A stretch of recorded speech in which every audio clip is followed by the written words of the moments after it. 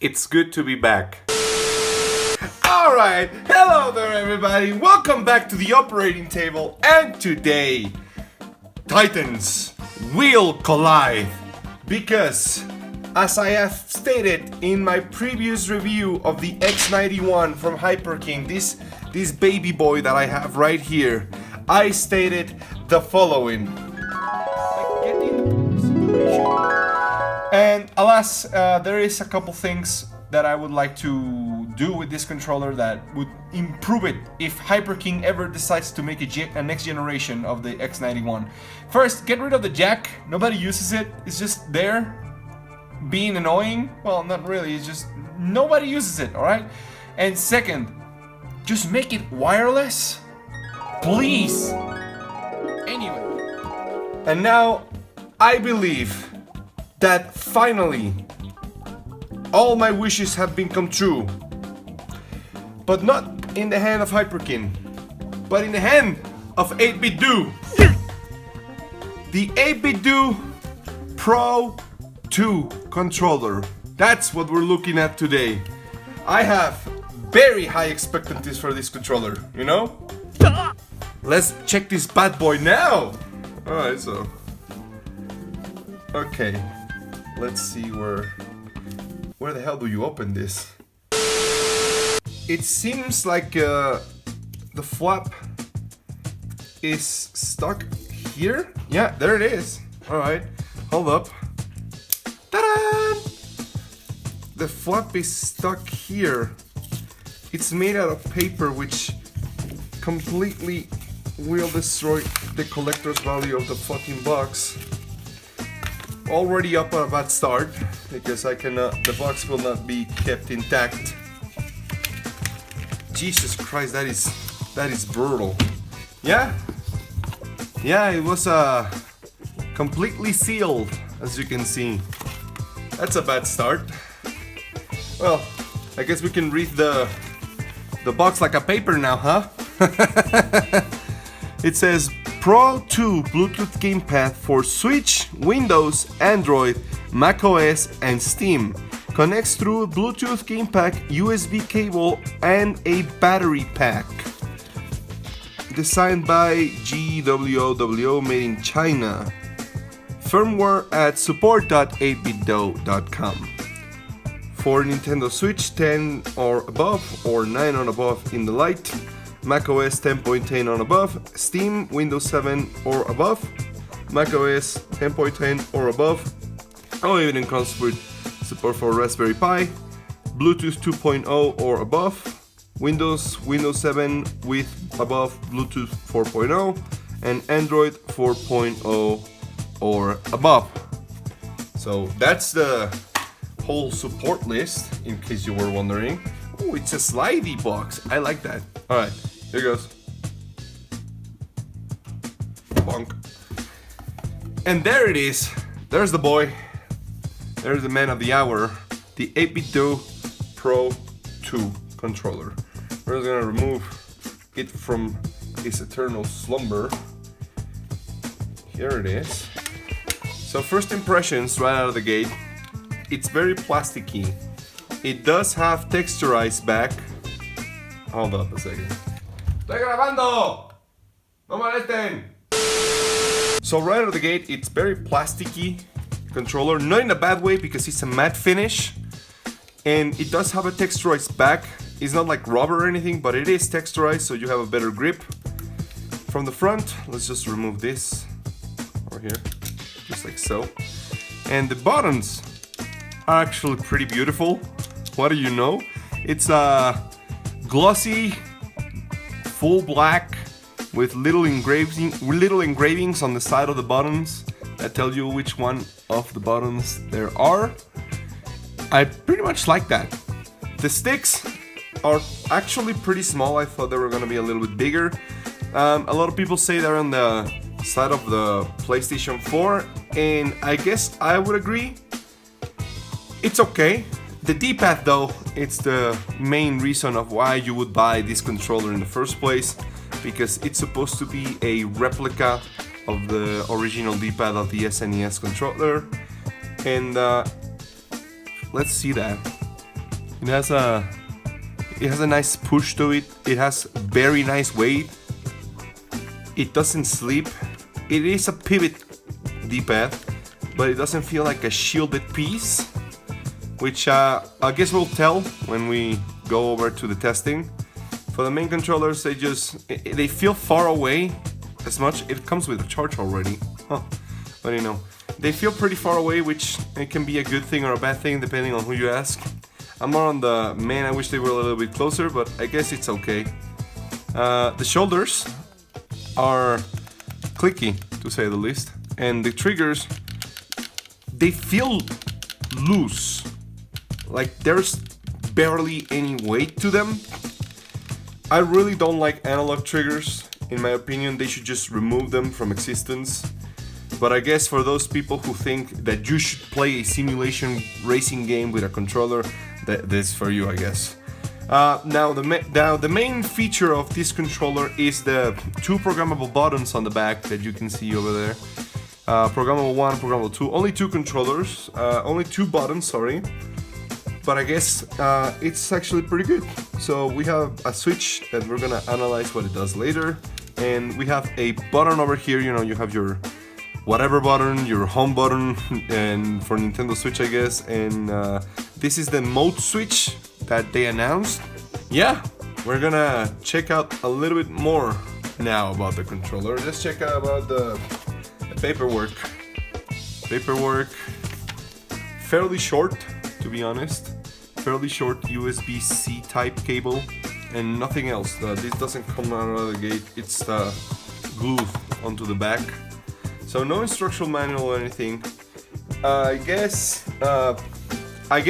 to check out the rest of the controller support, we're just gonna have to head over to the support website, because there is an app that allows you to program the controller. So we're just gonna move right along over to that side. Alright, so for the next part of our adventure, we're gonna have to go to the Google Play Store and install the 8BitDo Ultimate software. There it is, it's downloaded. And now here we are. Location, no thank you. Ask him, why would this thing need to ask for location? Thank you very much. So right now it says we need to pair up the controller somehow. It literally does not tell you what to do. So you're gonna have to stick with me here for a second. I don't know what's going on. There's no proper instruction manual right now. Pair a new device, let's see. Alright, so there it is. It's a Pro controller. I'm just gonna pair it right now in the actual Bluetooth settings. And then we're gonna go back to the 8BitDo app. Okay, so it is connected. It crashed. It just fucking crashed. The goddamn godforsaken app just fucking crashed. Okay. Why does it not? Oh shit, by the way, it already includes a battery pack. Okay, cool. Support, I guess. I'll go into support for... Okay, so here's this instruction manual. It's a PDF online. We finally found it. They could have just printed this one page and included it on the box. It's a literal single page. Thank you very much. Alright, so here we go. For Android, it says turn on the switch to D. So we're just gonna go ahead and turn that bad boy over to D. There we go. I don't know what D stands for. Maybe these nuts got 'em? No, that was a terrible joke.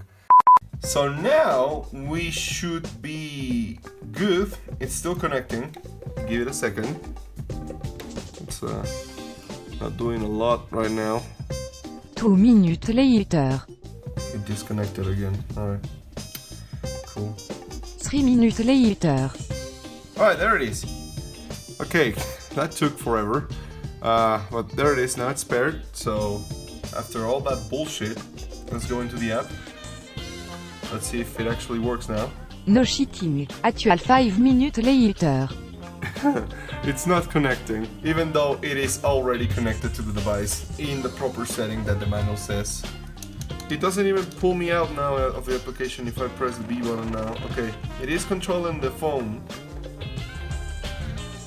but it is not allowing me to do jack shit on the fucking app. I give up. Okay, so there is versions for Windows. You know, let's just try to go with that. There it is. Fix the stick diff. Okay, update, yeah, sure. Update the firmware. Alright, there we go, Windows, cool. So there it is, that's the software on screen right now. Most of it is just standard. If you connect the controller to Windows, it automatically switches the controller's buttons to its correct Windows association, Xbox association would be. I am trying to see, okay, so you click on these ones over here to make them whatever you want. So paddle 1 and paddle 2, or programmable 1 or programmable 2, whatever you want to call them. And we're just gonna call them A and B. A and B, paddle 1, paddle 2, A and B.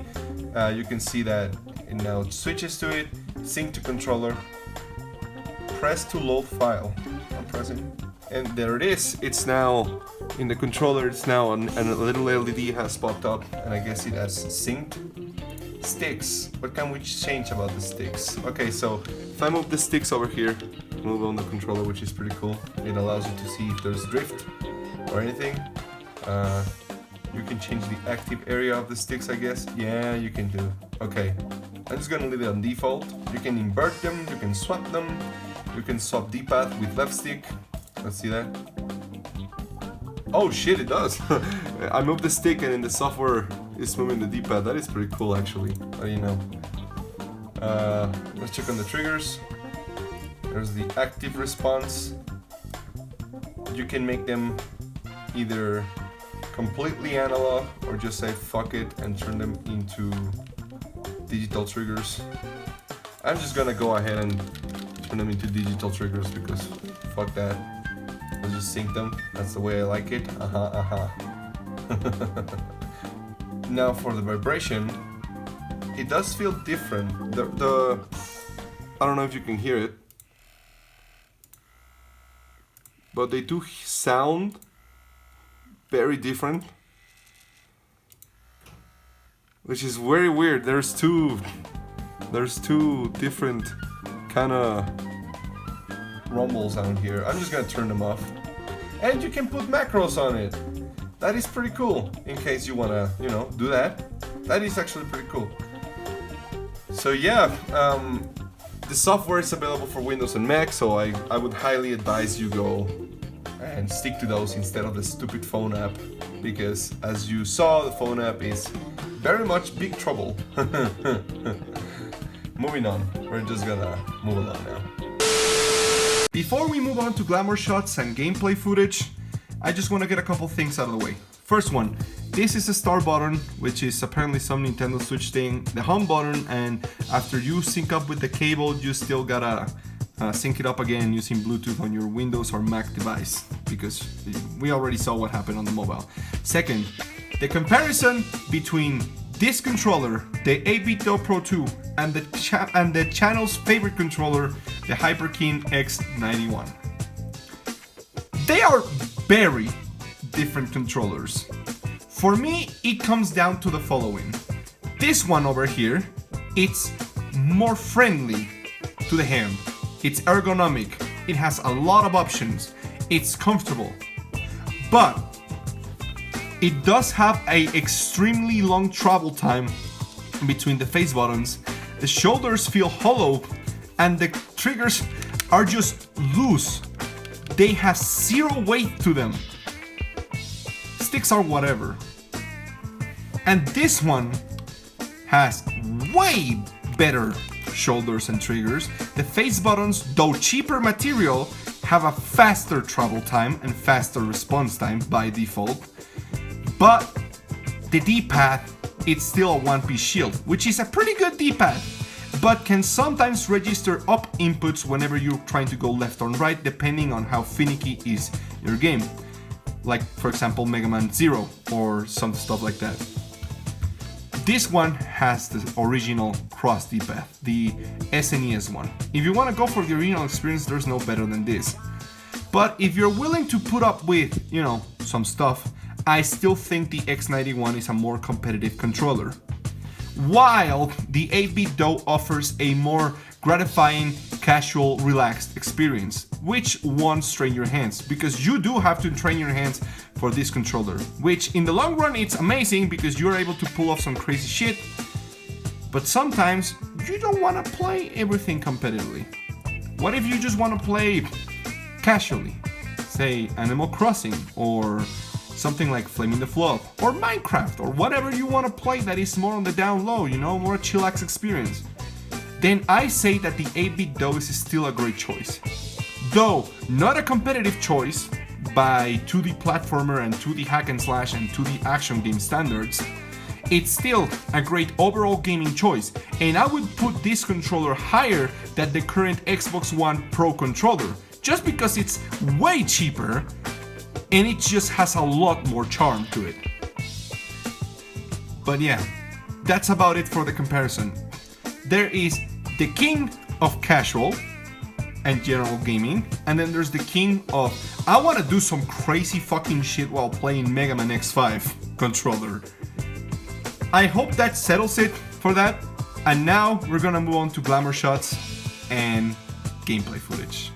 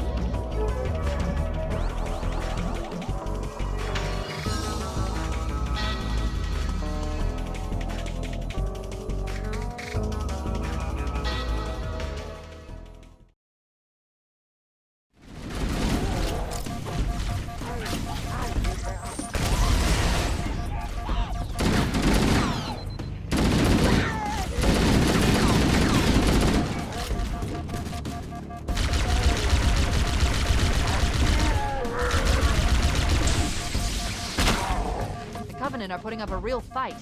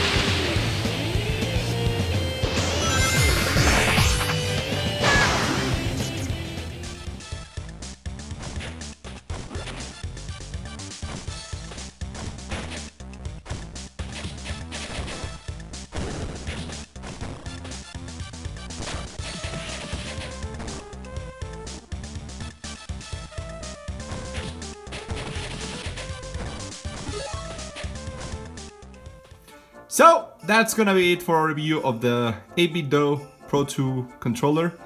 If you found this video informative, I'm glad. If it helped you make judgment over everything, I'm glad. I hope I didn't skip out. I will be answering questions about the product or whatever in the comments.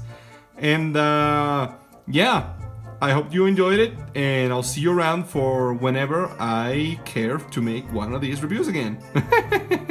That's the whole shtick of this channel. I do what I want. Bye bye.